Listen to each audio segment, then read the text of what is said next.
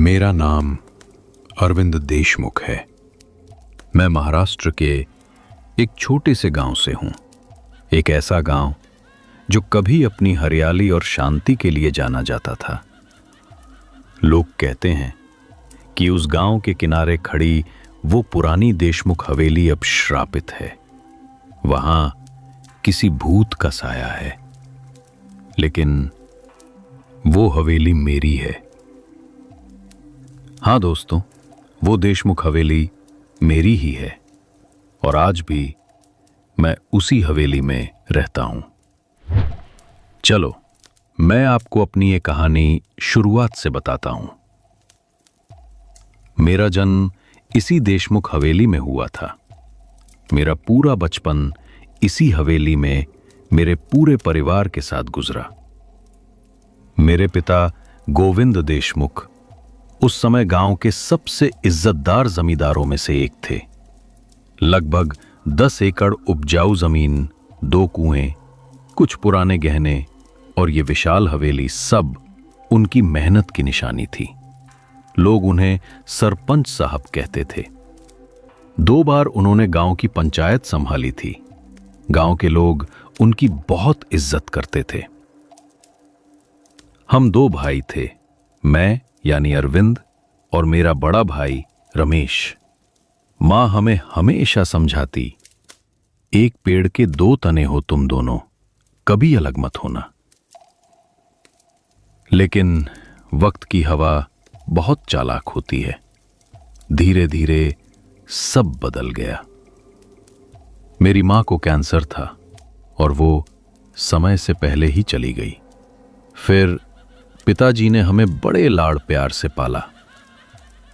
लेकिन एक दिन खेत में काम करते समय मेरे पिताजी को हार्ट अटैक आया और उनकी वहीं मौके पर ही मौत हो गई। पिताजी के जाने के बाद हवेली की दीवारों में एक अजीब सा सन्नाटा छा गया।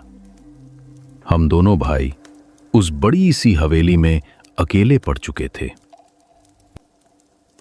वसीयत के मुताबिक पिताजी ने सारी जमीन हम दोनों भाइयों में बराबर बांट दी थी, लेकिन ये विशाल देशमुख हवेली उन्होंने सिर्फ मेरे नाम की। शायद इसलिए क्योंकि मैं उनका छोटा और लाडला बेटा था। जब ये बात हम दोनों भाइयों को पता चली तो मैंने तो कुछ नहीं कहा, पर मेरे भाई रमेश के चेहरे पर पहली बार मैंने एक अजीब सी भावना देखी। मेरे भाई रमेश ने चिढ़ते हुए मुझसे कहा, सिर्फ आधा हिस्सा और ये पूरी हवेली तुम्हारी?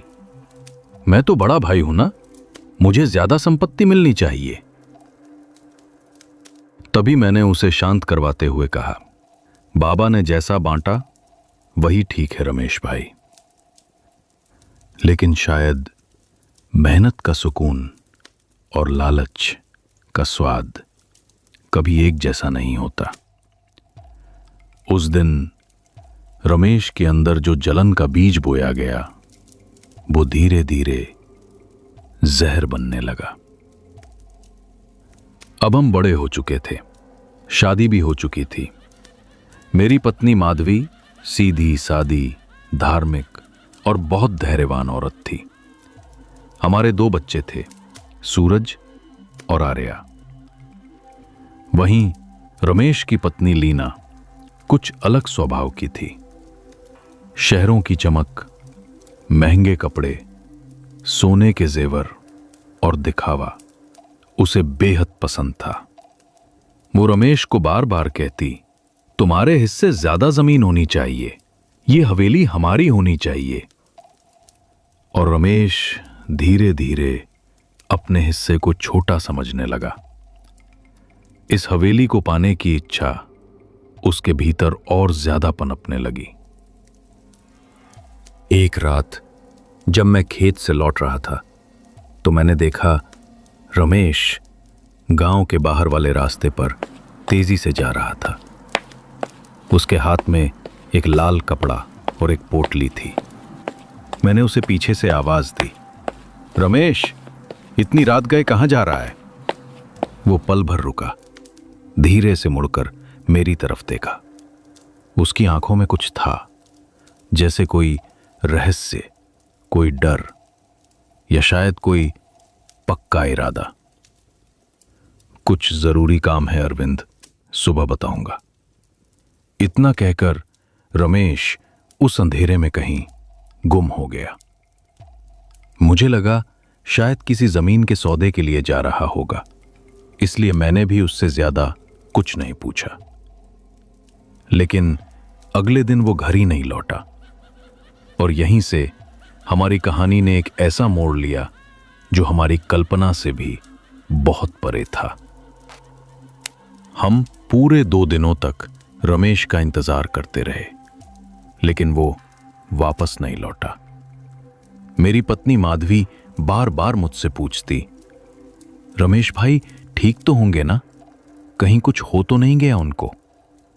मैं बस इतना कहता, वो बच्चा नहीं है माधवी, लौट आएगा, कोई काम से गया होगा। लेकिन सच तो ये था कि मेरे दिल के भीतर भी एक अजीब सी बेचैनी थी। तीसरे दिन अचानक रमेश घर लौटा। उसका चेहरा बहुत थका हुआ था। आंखों के नीचे गहरे काले घेरे और माथे पर राख की परत जमी हुई थी। मैंने कठोर आवाज में पूछा, कहाँ था तू रमेश? पूरा गांव तेरे बारे में पूछ रहा था, कितने चिंतित थे हम सब। रमेश हल्का सा हंसा, पर वो हंसी कुछ अजीब सी थी। वो बोला, भैया अब सब ठीक हो जाएगा, अब वक्त बदलने वाला है। मैंने पूछा, कौन सा वक्त रमेश? पिताजी की दी हुई जमीन से ज्यादा और क्या चाहिए तुझे अब? वो मुस्कुराया और बोला, आप मेहनत करो भैया, मैं अपनी किस्मत को अपने हाथों से खुद लिखूंगा। मुझे उसकी बात कुछ समझ नहीं आई। तभी वो हवेली के अंदर चला गया और अपने कमरे में जाकर चुपचाप लेट गया। अब रात हो चुकी थी। मैं अपने कमरे में आराम से सो रहा था। प्यास लगने पर अचानक मेरी आंख खुली। मैं पानी पीने के लिए कमरे से बाहर आया। तभी मैंने महसूस किया कि हवेली की दीवारों के पीछे से अजीब सी फुसफुसाहटें आ रही थीं, जैसे कोई मंत्र पढ़ रहा हो। वो आवाज धीमी, रहस्यमयी और बेहद डरावनी थी। मैं उन आवाजों का पीछा करते हुए धीरे धीरे आगे बढ़ा, और जो मैंने देखा उससे मेरे पैरों तले जमीन खिसक गई। वो मंत्र हवेली के बाहर बैठकर मेरा भाई रमेश पढ़ रहा था। उसके आसपास नींबू, भभूत, हड्डियां और न जाने क्या क्या रखा हुआ था। मैं हवेली के एक कोने में छुप कर यह सब देख रहा था। तभी अचानक रमेश खड़ा हुआ और अंधेरे की ओर धीरे धीरे जाने लगा। मैंने भी चुपके से उसका पीछा किया। वो चलते चलते कुछ बड़बड़ा रहा था। मैं भी बहुत सावधानी से उसके पीछे बढ़ता गया। तभी रमेश गांव के बाहर जंगल में एक पुराने टूटे हुए मंदिर में गया। वो मंदिर सालों से वीरान था। लोग कहते थे कि वहां एक तांत्रिक बाबा त्रिलोकनाथ रहते हैं। गांव के लोग उन्हें अंध साधक कहते थे, क्योंकि उनकी साधना रोशनी से नहीं, अंधेरे की शक्तियों से जुड़ी थी। वे केवल रात में ही अपनी साधना करते थे। और अब मुझे समझ आने लगा था कि रमेश उन्हीं के पास जाता है। मैं चुपचाप घर लौट आया, लेकिन आंखों के सामने वही तस्वीरें घूम रही थीं। रमेश उस बाबा के पास क्यों जाता है? वो कौन से मंत्र पढ़ रहा है? ये सोचते सोचते कब मेरी आंख लग गई, मुझे पता ही नहीं चला। एक दिन फिर रात को खेत से लौटते समय मैंने देखा रमेश उसी जंगल की तरफ जा रहा था। मैंने दूर से उसका पीछा किया। मैं धीरे धीरे उसके पीछे बढ़ा। तभी वो एक पुराने पीपल के पेड़ के पास रुका। वहां पहले से ही बाबा त्रिलोकनाथ बैठे थे। पीपल के नीचे एक दिया जल रहा था और उसके सामने बैठा था वो बाबा त्रिलोकनाथ। लंबे बाल, सफेद आंखें, कपड़ों पर गेरुए की जगह कालिख जमी हुई। रमेश उनके सामने घुटनों के बल झुका हुआ था। बाबा की आवाज गहरी और ठंडी थी। बाबा ने तभी भारी सी आवाज में रमेश से कहा, जो चीज तू मुझसे मांगने आया है, सोच ले फिर से। वैसे तो अंध विद्या हर चीज देती है, पर अगर वो किसी इंसान पर हावी हो जाए तो उसे अपनी आत्मा से कीमत चुकानी पड़ती है। रमेश ने सिर उठाया और बोला, मुझे सब कुछ चाहिए बाबा। मुझे ये अंधविद्या सीखनी ही है। मुझे मेरे भाई की इज्जत, उसकी जमीन, वो हवेली, सब चाहिए। ये सुनकर मेरे भीतर कंपकंपी सी दौड़ गई। आखिर मेरा भाई मेरे ही खिलाफ कैसे हो सकता है? मैं बहुत डर गया था। मैं धीरे से पीछे हटने लगा ताकि वो मुझे देख न ले, पर तभी मेरे पैर के नीचे एक सूखी लकड़ी चटक गई। उसकी आवाज सुनसान जंगल में गूंज उठी। रमेश ने पीछे मुड़कर मुझे देखा। उसकी आंखें लाल थीं, जैसे उनमें किसी ने खून भर दिया हो। कुछ पल के लिए हमारी नजरें मिली। शायद उसने मुझे देख लिया था। मेरा दिल जोर जोर से धड़कने लगा। मैं भागा, बिना पीछे देखे, बिना सोचे। मैं दौड़ता गया और किसी तरह बस हवेली पहुंच गया और वहीं चैन की सांस ली। तभी मेरी पत्नी माधवी ने घबराते हुए मुझसे पूछा, क्या हुआ? सब ठीक तो है ना? मैंने कांपती सी आवाज में कहा, हमारा रमेश अब पहले जैसा नहीं रहा माधवी। वो बदल चुका है। माधवी पूछती रही, पर मैं उसे परेशान नहीं करना चाहता था। मैं चुप रहा और अपने कमरे में जाकर सो गया। काफी दिन बीत चुके थे, लेकिन रमेश वापस घर नहीं लौटा। उसकी पत्नी लीना अपने बच्चों को साथ लेकर मायके चली गई। देखते ही देखते धीरे धीरे हवेली में अजीब घटनाएं होने लगी।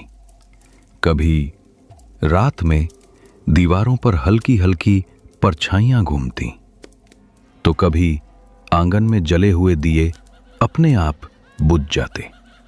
मेरी पत्नी माधवी ने घबराते हुए मुझसे कहा, अरविंद, हवेली में कुछ भी ठीक नहीं है, तुम कुछ करो ना। मैंने उसकी बात टाल दी, लेकिन मेरे मन में भी एक अजीब सा डर था। फिर एक दिन मैं खेत में काम कर रहा था और अचानक मुझे चक्कर आया।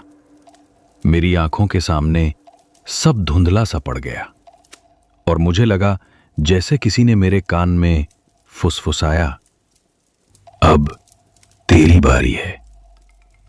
मैं उसी वक्त नीचे जमीन पर गिर पड़ा। जब मुझे होश आया तो मैं हवेली में था। माधवी मेरे सिर को सहला रही थी, लेकिन अब मैं समझ चुका था कि ये सब रमेश की वजह से ही हो रहा है। रात हो चुकी थी, मैं सो रहा था। तभी अचानक मेरे कानों में अजीब मंत्र सुनाई देने लगे। मैं डरकर उठा, खिड़की की तरफ गया। मंत्रों की आवाज और तेज और घनी होती जा रही थी। ओम क्षयाम भस्म रक्षायै नमः, ओम काल सिद्धाय नमः। मैंने डरते हुए खिड़की से झांका और वहां रमेश खड़ा था। माथे पर राख का टीका, आंखों में खून जैसा लालपन और उसके बाएं हाथ में वही लाल कपड़ा। वो मेरी तरफ देख रहा था और उसके होठों पर एक अजीब और डरावनी सी मुस्कान थी। उस रात के बाद से मानो सब कुछ बदल सा गया। रात होते ही हवेली के हर कोने से अजीब अजीब आवाजें आने लगती, कभी किसी के कदमों की तो कभी किसी के कराहने की। मेरी पत्नी माधवी और बच्चे भी काफी डरने लगे थे। मैं उन्हें आश्वस्त करता कि सब ठीक हो जाएगा। धीरे धीरे ये बात गांव वालों को भी पता चल गई थी कि रमेश उस तांत्रिक बाबा त्रिलोकनाथ के साथ पूरी रात अंध विद्या सीख रहा है। गांव वाले भी अब हमारी मदद नहीं करना चाहते थे। उनके मन में डर था कि कहीं हमारी मदद करने पर उनके साथ भी कुछ गलत ना हो जाए। एक शाम मैं आंगन में बैठा चाय पी रहा था। सूरज डूब चुका था। तभी मैंने देखा कि हवेली की दीवारों पर अचानक लाल हाथों के निशान उभर रहे थे, जैसे किसी ने खून से भरे हाथ दीवार पर रख दिए हों। मैं घबराकर दीवार के पास गया, पर निशान धीरे धीरे गायब होने लगे। अब मेरे सब्र का बांध टूट चुका था। मैंने तय किया कि अब मुझे रमेश से मिलना ही होगा। रात हो चुकी थी। मैं लालटेन लेकर जंगल की ओर चल पड़ा। जंगल के बीच उसी पुराने मंदिर के पीछे मुझे रमेश मिला। उसके चारों ओर काला धुआं, मिट्टी से बने चक्र और बीच में जलता हुआ हवन कुंड था। मैंने पुकारा, रमेश, ये तू क्या कर रहा है? वो धीरे से पलटा और उसकी आंखें देखकर मेरे पैरों तले जमीन खिसक गई। उसकी आंखें पूरी तरह काली हो चुकी थी। आंखों की जगह गहरी, भयानक काली परछाई थी। रमेश भारी सी कांपती हुई आवाज में बोला, भैया, अब बहुत देर हो चुकी है। मैंने जो शक्ति जगाई है उसे अब कोई रोक नहीं सकता। तभी मैं उस पर चिल्लाया, तू किस दिशा में जा रहा है रमेश? अभी भी समय है, ये बंद कर दे। ये सब विनाश मचा देगा। वो हंसा, एक अजीब और डरावनी सी हंसी। विनाश नहीं भैया, अब सिर्फ मेरा राज होगा। पूरा गांव मेरा नाम लेगा। तभी मेरी नजर हवन कुंड पर पड़ी। आग में कुछ जल रहा था। मैंने जब ध्यान से देखा तो मुझे पता चला कि वो मेरे कपड़े थे, जो हवन कुंड की आग में मेरी आंखों के सामने जल रहे थे।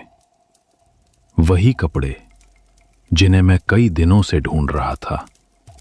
अब मुझे समझ आया कि ये कपड़े मैंने खोए नहीं थे।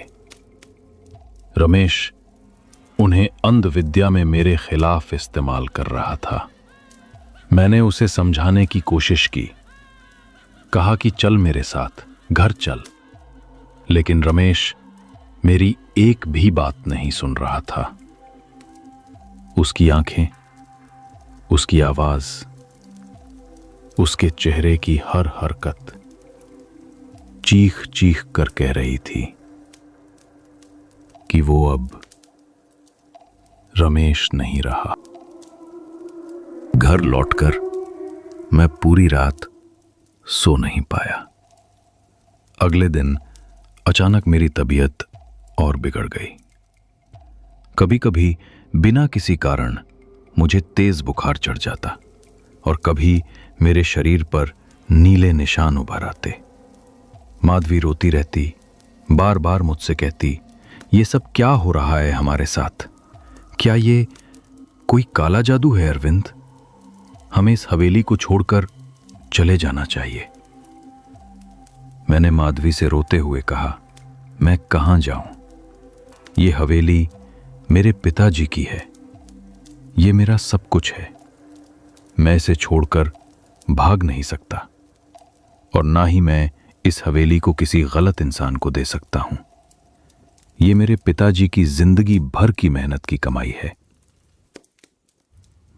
एक रात पूर्णिमा के ठीक पहले आसमान में बादल छाए थे। तभी मैंने देखा हवेली के आंगन में अपने आप दिए जल उठे और ठीक उनके सामने मेरा भाई रमेश खड़ा था।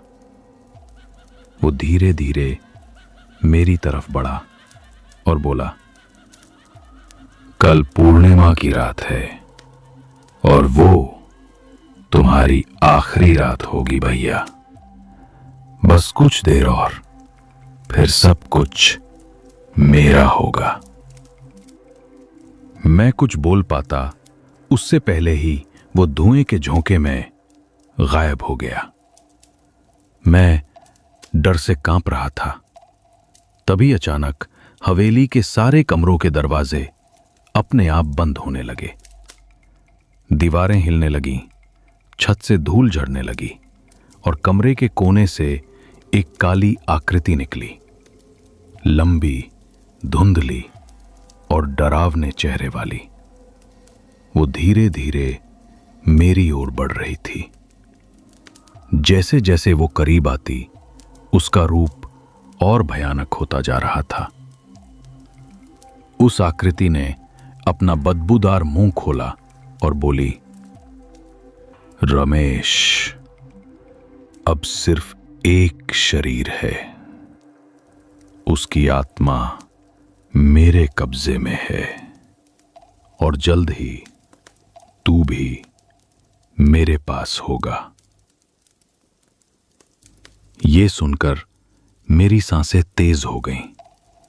मुझे चक्कर आने लगे और मैं नीचे गिर पड़ा। ऊपर के कमरे से माधवी और बच्चे चिल्ला रहे थे, अरविंद, दरवाजा खोलो। लेकिन मेरे हाथ पैर पत्थर जैसे हो चुके थे। वो आकृति मेरे गले तक पहुंच चुकी थी और जैसे ही उसने मेरे गले को छुआ, मुझे लगा मेरी सांसें रुक रही हैं और मेरी आंखें बंद हो गईं। जब मेरी आंख खुली, सुबह हो चुकी थी। माधवी मेरे पास बैठी थी। उसकी आंखों में डर था। मैंने धीरे से उससे कहा, माधवी, बच्चों को लेकर अपनी मां के घर चली जाओ। माधवी ने ठीक वैसा ही किया, क्योंकि मुझे पता था आज पूर्णिमा है और आज की रात मेरे लिए बहुत भारी होने वाली थी। धीरे धीरे रात हो गई। ये पूर्णिमा की रात थी। आसमान साफ था, लेकिन हवेली पर मानो एक भारी साया उमड़ रखा था। चारों ओर सन्नाटा, सिर्फ झींगुरों की धीमी आवाजें साफ सुनाई दे रही थीं। मैं हवेली के आंगन में बने मंदिर में गया, दीपक जलाया और पिताजी की तस्वीर के सामने जाकर बैठ गया। मैंने मन ही मन कहा, बाबा, आपने हमेशा हमें सिखाया कि मेहनत का रास्ता कठिन जरूर होता है, पर वही सही रास्ता होता है। आज मैं उसी सच्चाई के लिए खड़ा हूं, चाहे आज मेरी आखिरी रात ही क्यों ना हो। मैं इस हवेली की रक्षा करूंगा। किसी गलत हाथ में यह हवेली नहीं जाने दूंगा बाबा। मेरे हाथ कांप रहे थे, लेकिन दिल स्थिर था। रात के करीब 12 बजे अचानक बाहर से गुर्राने की आवाजें आने लगी। हवेली का दरवाजा जोर जोर से खटकने लगा। मैं उठा और डरते हुए मैंने दरवाजा खोला। तेज हवा का झोंका अंदर घुसा और मंदिर का दिया एक पल में बुझ गया और मेरे सामने रमेश खड़ा था। पर वो रमेश इंसान जैसा नहीं दिख रहा था। उसकी त्वचा सूख कर काली पड़ चुकी थी। आंखों से धुएं की रेखाएं निकल रही थीं। शरीर पर राख और लाल धागे लिपटे हुए थे। वो भयानक सी आवाज में बोला, भैया, आज सब खत्म होने वाला है। अब सब कुछ बदल जाएगा। मैंने जो मांगा था वो आज मुझे मिल जाएगा। तभी मैंने उसकी ओर हाथ जोड़ते हुए कहा, तू समझ क्यों नहीं रहा रमेश? जिस शक्ति को तूने जगाया है वो किसी की नहीं होती। वो सब कुछ खत्म कर देती है। तभी रमेश ने अपनी जेब से राख की मुट्ठी निकाली और मुझ पर फेंक दी। राख पड़ते ही मुझे वही मंत्र सुनाई देने लगे, ओम क्षयाम भस्म रक्षायै नमः, ओम कालसिद्धाय नमः। मुझे लगा मेरा शरीर जल रहा है, सांस रुक रही है, आंखों के सामने सब धुंधला सा पड़ने लगा। और तभी किसी ने हवा में फुसफुसाया, अरविंद, वो मंदिर में पड़ा दिया जलाओ। वो मेरी पत्नी माधवी की आवाज थी। मैं लड़खड़ाते हुए उठा और मंदिर में जाकर दिया जलाया। जैसे ही दीपक जला, पूरे आंगन में सुनहरी रोशनी फैल गई। जैसे ही वो रोशनी रमेश के चेहरे पर पड़ी, वो जोर जोर से चीखने लगा, जैसे उसकी आंखें कोई नोच रहा हो। रमेश चिल्लाया, नहीं, वो दिया बुझा दे अरविंद, इसे बुझा दे। लेकिन मैंने दिया नहीं बुझाया। मैं पूरी रात मंदिर में बैठा रहा। माधवी भी मेरे साथ थी। तभी मैंने माधवी से पूछा, तुम यहां कैसे आई? मैंने तो तुम्हें बच्चों के साथ मायके भेज दिया था ना? तभी माधवी ने मुझे बताया कि हां, मैं मायके में गई थी। वहां मैंने एक प्रसिद्ध बाबा को यह सब बताया। वहां के बाबा ने मुझे यही उपाय बताया कि भगवान की शरण में रहकर ही हम बच सकते हैं। इसलिए मैं वापस आ गई अरविंद, तुम्हें बचाने। मैंने माधवी को आंसुओं के साथ गले से लगा लिया। रमेश बार बार कोशिश कर रहा था कि किसी तरह मंदिर का वो दिया बुझ जाए और हम मंदिर से बाहर आ जाएं। लेकिन हम दोनों ने पूरी रात वो दिया नहीं बुझने दिया। सुबह के करीब 6 बजे थे। रमेश मंदिर के बाहर खड़ा था। वो अंदर आ ही नहीं पा रहा था। शायद दिए की शक्ति, पिताजी का आशीर्वाद और भगवान का चमत्कार उसे मंदिर के भीतर जाने से रोक रहा था। मेरे पिता और मेरे भगवान आज मेरे साथ थे। अचानक आंगन में आग की एक ऊंची लपट उठी। उसके भीतर वही काली आकृति प्रकट हुई, वही जो एक रात पहले मैंने देखी थी। तभी वो काली सी आकृति रमेश के पास जाकर उसे गुस्से में बोली, मैंने कहा था तुझसे, मुझे तेरे भाई की बलि चाहिए। उसी के बदले तो तुझे सब कुछ मिलने वाला था, लेकिन पूरी रात निकल गई और तूने मेरा काम पूरा नहीं किया। तुझे पता है ना कि मुझे हर पूर्णिमा की रात एक बलि चाहिए। अब मैं तेरी ही बलि लूंगा। वो आकृति धीरे धीरे रमेश की ओर बढ़ी। रमेश कांपने लगा, जमीन पर गिर पड़ा, तड़पने लगा। वो मुझे देखकर जोर जोर से रोने लगा, भैया मुझे बचा लो, ये अंधविद्या मुझे खा जाएगी। अब मैं समझ चुका था कि ये काली आकृति अंधविद्या ही है जिसकी पूजा रमेश हर रात करता था। तभी अचानक उस आकृति ने रमेश के सीने में हाथ डाला और एक ही पल में उसका दिल और उसकी आत्मा खींचकर बाहर निकाल ली। रमेश मर चुका था। चारों तरफ खून ही खून था। अंधविद्या अपना हिस्सा लेकर हवेली से गायब हो गई।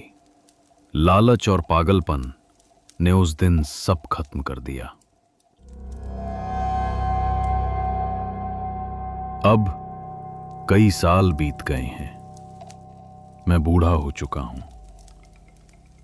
मेरी ये हवेली अब पुरानी हो चुकी है, टूट चुकी हैं, दीवारें झड़ चुकी हैं, दरवाजे सड़ चुके हैं। लेकिन मैं अपनी पत्नी और बच्चों के साथ यहीं रहता हूं। गांव के बच्चे आज भी इस हवेली के पास नहीं आते। लोग कहते हैं यह हवेली भूतिया है, पर सच ये है कि ऐसा कुछ नहीं है। सब उसी पूर्णिमा की रात खत्म हो गया था। अब हवेली में सिर्फ शांति है। हवेली में हम सब खुशी खुशी रहते हैं। आज भी हर पूर्णिमा मैं 2 दिए जलाता हूं, एक पिताजी की तस्वीर के आगे और एक मेरे भाई रमेश की तस्वीर के आगे।